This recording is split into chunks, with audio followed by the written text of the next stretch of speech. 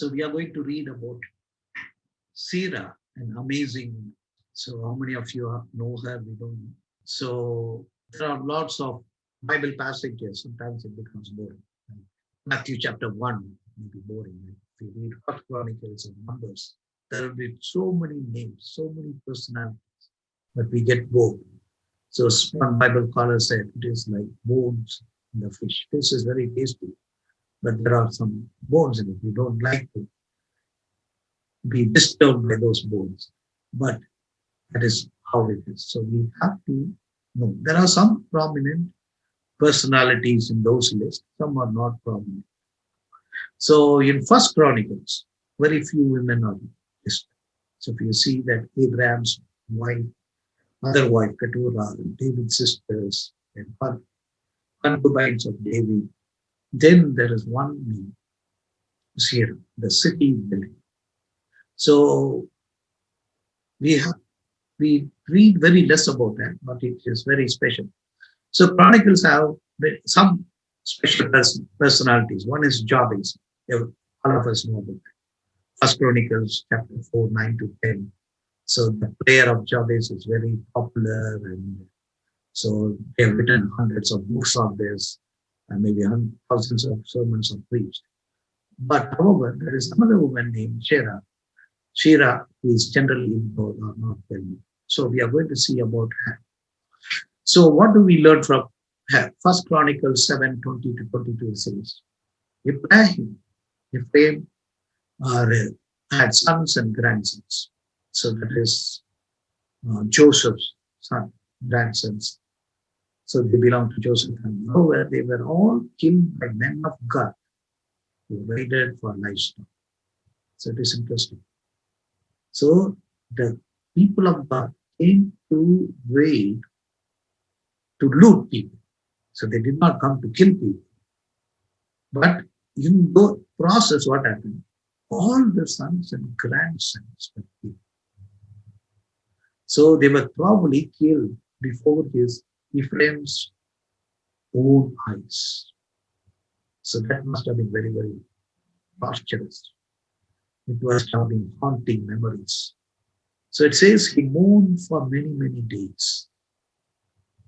So his own dynasty or descendants will be no more. So, but God was gracious. He and his wife were blessed with a son called Beriah. Beriah means weeping. So they had a son in the old age. God was gracious. And they named the son as Beriah. Beriah means weeping. So the name itself reflects what kind of agony and sorrow they must have gone through. So his daughter was Shera, who built both lower and upper Beth-horon and Uzzen Zerah. So when we read this passage 7:24, it is not very clear it was that daughter of Ephraim or granddaughter through son David. That is not very clear. But she was born in a very, very difficult situation. So but she was listed in the genealogy because of her accomplishments. So we call them as outliers. So outliers are people who excel in what they do. So outliers, they come as experts. So there's a book called Outliers, written by, I think it is Gladwell. So who wrote a book on outliers? So he says outliers are leaders who are committed to their leadership and they become expert in their leadership. So how they become experts? So he brings in a principle, he says 10,000 hours. So 10,000 hours. So people who practice 10,000 hours, they become excellent. For example, if they are learning to play guitar, if they practice 10,000 hours, they become excellent. They become experts. So he gives several examples, like Bill Gates, when he was a student in the college. So the computer was not like what we have as laptops and all. It was in a big room and it had several fans to cool the system and they had to press it and use it. So Bill Gates used to bribe the watchman. And throughout the night, he will be there in the room, meddling with the computer. So he would have meddled the computer for more than 10,000. So he became an expert in computer, but he didn't pass the exam in the college. But he became an expert in the computer. So only he brought Microsoft, what we are using now. So 10,000 hours of practice. So he gives examples of tennis players. Some tennis players practice for 8,000 hours, then they stop. So they cannot become world-class players. So whenever you do practice, you become an expert. So they are called as outliers. So they are willing to put extra time, extra effort than required by the system or by bosses.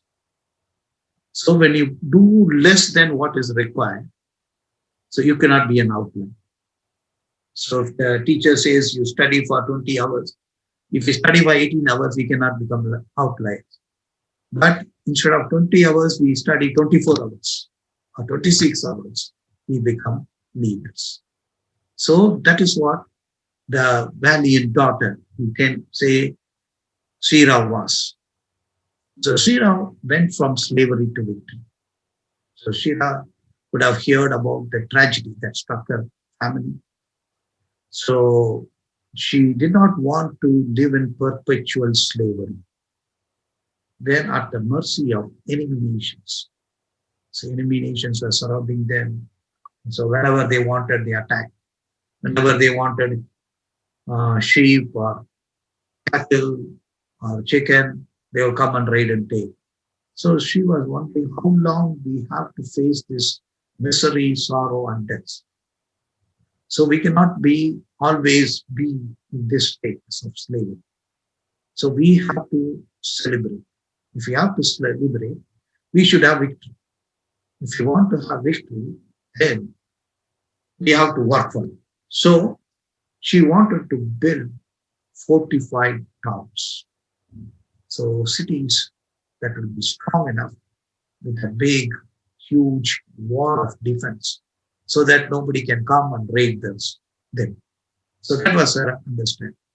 So if she has to do as a woman, will she be able to do? So that's a big task. One is she had to raise an army to defeat enemies. And she had to raise resources to build city. So as a woman, will she be able to do? But she did.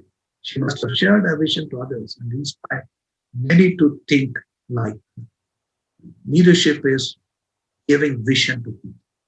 Can we make people to think bigger than what they think, greater than what they think? So then only they become followers of people who are great visionaries. So then mobilizing an army, she could have defeated or eliminated so that her family could be in safe cities. So she is recognized as a city builder. So we have to understand women are always builders. So women are generally great builders. Proverbs 14:1 says. So wise women build homes, houses.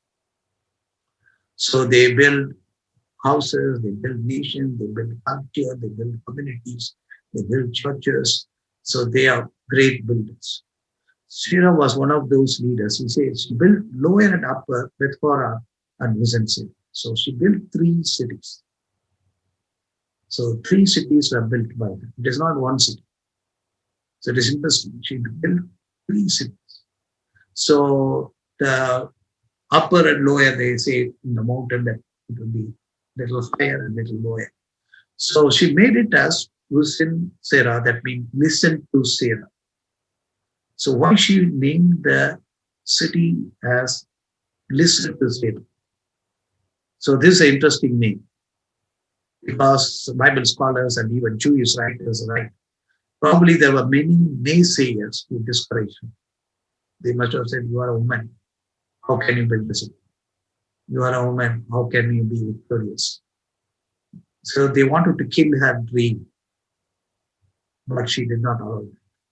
So when she completed the city, she named, listen to Sarah. So I did not listen to you. I listened to God alone. So only I was able to accomplish this. So now listen to me. So that was the name that she gave to the city as a, what you can say, a rebuke to all the people, pessimist, doomed prophets who prophesied against her. So this is interesting. So then we see God protects the cities. So in Psalm 127:1, we see, unless God protects a city, the efforts of security personnel is in vain. So Joshua 10:3 and 4. So Adonizedek, king of Jerusalem, brought all those 5 kings. Come, let us help him so that we can fight. So Joshua had to face a big army of 5 kings coming together against Israel because they had made peace treaty with Gibeon. So in the war, what happens? Joshua 10:10 says, and the Lord threw them into a panic before Israel. So during that same war, sun stood still. So God protected the cities that were built by Sarah. It's amazing. God protected those cities. It is not only a great effort. So God loved those cities. So it is interesting. So the cities built by Shera were fortified later by Solomon. So it says fortified. That means they built only, they repaired it and extended. So that means it was strong for that many centuries. So that many years. Then even we see about the Maccabean wars. So the intertestament period. So these cities were used as the launching pad to attack Jerusalem and retake Jerusalem. So that means the cities were strong and they endured nearly 3,000 years. So 3,000 years, the cities built by Shera so was in existence. So even the remains of the cities, including the foundation, is still seen in Palestine even today. It is amazing. So nearly 4 or 5,000 years. So the city remains are there. So a woman God had chosen, so who had a dream, who had the vision to do that. Shera was a woman of faith, strong character, relentless, influence, prominence, authority, and popularity. Her name and first speech reminding the Chronicles, one of the cities carried her name. So that's what we read about that. So as God called us to build something, yes, we are all called to build. It could be our own families. It could be local churches, our communities, nations. So we have to build people. So the word of God is the foundation to build anything that will last forever. Shera is a great model and she inspires. So what we learn is if we have dream from God, vision from God, and we are perfectly committed to fulfill it.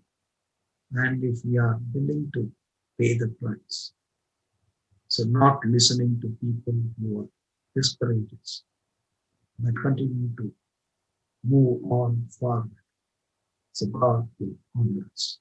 So that's what happened. This woman of God, maybe nobody preaches about her.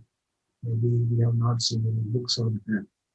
So reading about her was a difficult thing. So we don't get much information. But there are some people who have preached on her.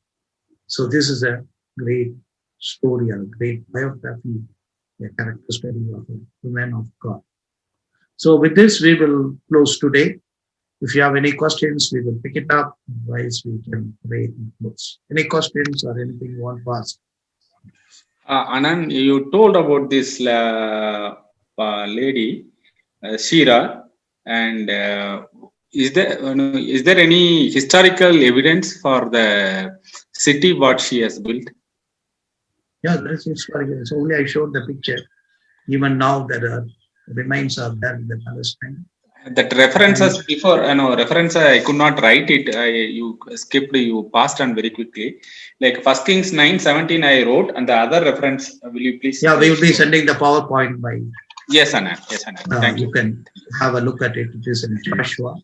When God defended those cities during the war. So that is there. And then we read about Solomon. So then in Maccabees war, that is the Intertestament period. So that also we read about the city. And still the remains exist in archaeology. They have cities.